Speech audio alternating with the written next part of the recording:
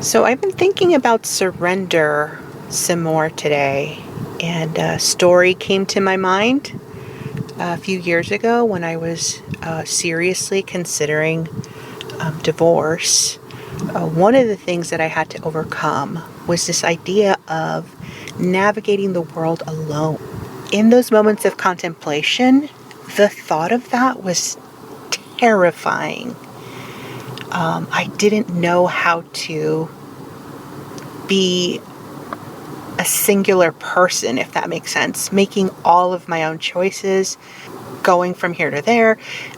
I don't know how to just living a life all on my own. I hadn't done that in so long. And so that was something that I had to overcome. Now it's nothing. I travel on my own. I make all of my choices. It's nothing. I really feel like this moment that I'm having now is a gift. Okay. But in thinking of surrender, I was reminded of, for most of the time that I was in that previous connection, I always had this feeling that I would die early.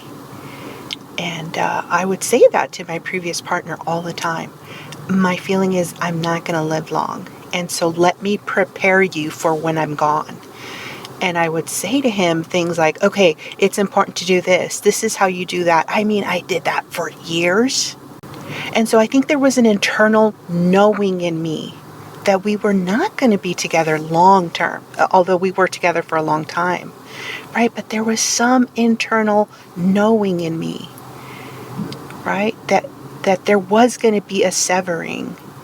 And what's interesting is that once the divorce happened, I stopped feeling like I would die early. Now, I could still die early. It's really fine either way, however that works out. The point is that I think it's interesting that there was something inside of me that was already preparing for my future life, right? How I would present and exist in this world. And this is what I'm talking about.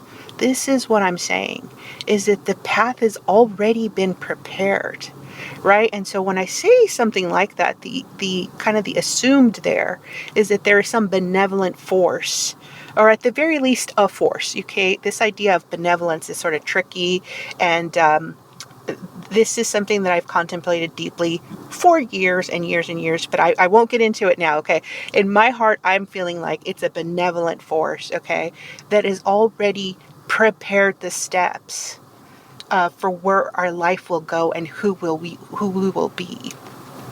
And so this really gets into the idea of predestination versus free will, which is an interesting topic. And I'm really not saying that it's one or the other. For me, it's both. And so this isn't like me saying you don't have to do anything or have any ambition or, make any choices about how you're going to exist in the world. You absolutely should. We all should.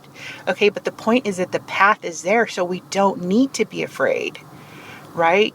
Because when we have to make these big moves, it feels like we're rappelling off the side of a mountain.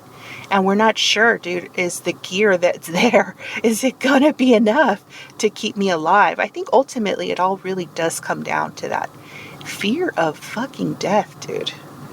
But all death is a coming home. So anyway, topic for another day.